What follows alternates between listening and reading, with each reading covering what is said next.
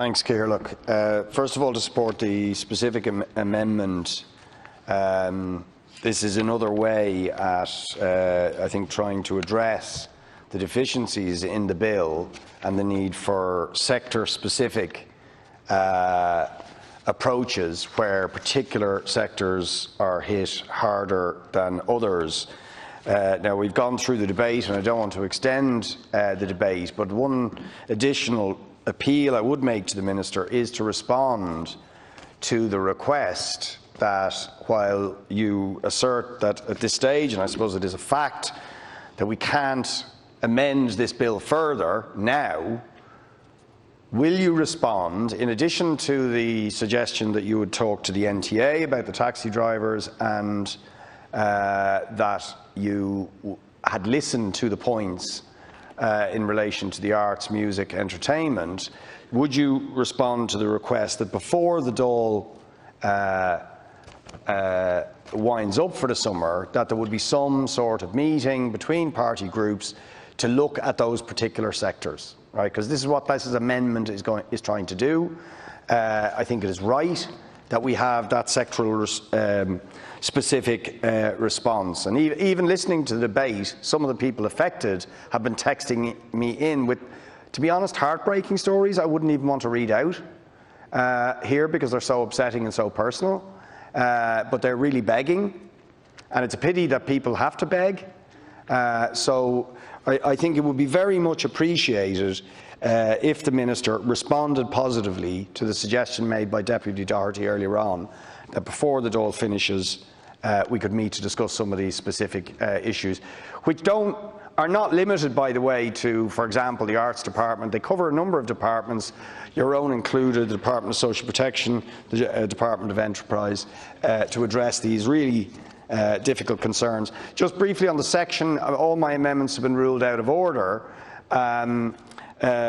that's unfortunate, and I don't quite know why. You know, it is bad enough that we've no pre-legislative scrutiny, all stages being taken together, and we've done that. The opposition have bent over backwards, and then we get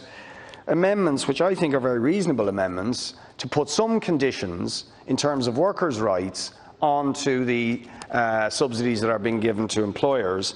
and they are ruled out of order. And I just don't understand why these particular things, but just to say, if the Minister would respond, does he not think that there should be a condition on those who are getting very substantial subsidies, which are important and which, you know, nobody here is arguing against, and indeed we support, to keep people in employment, that there should be some responsibility on the employer to recognise trade unions if the people in those workplaces are members of unions, that certainly anti-union companies should not get support without being forced to change their attitude towards workers and the right to be in a trade union, that there should be conditions attached to those supports that ensure that employers aren't engaging in unilateral redundancies, cuts in pay, attacks on conditions without actually consulting with their employees.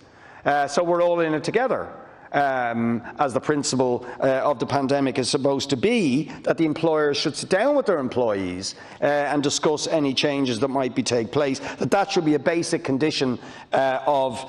these supports, that no company who is getting these supports should be making excessive profits or giving big bonuses or pay increases to CEOs and so on, when other people are really suffering, and workers and self-employed people are really suffering. Nobody should be profiteering off the back of the crisis and the public supports, which, don't forget, are public supports paid by all of the people. And finally, in this section, we had an amendment about those the subsidy not applying in situations where people were earning less than €151 per 50 per week. And I would like the Minister to explain this exclusion, because there is a real danger that employers may decide, if they don't get a subsidy for often part-time women workers and so on who might be just working a few days, earning less than 151, that they will be the first to go. And that would be very unfair, Minister. It would be hitting some of the most vulnerable, lowest paid workers, and I don't really understand why you put that exclusion in, and I wish you'd explain it and ensure that that can't be done, that those workers don't lose out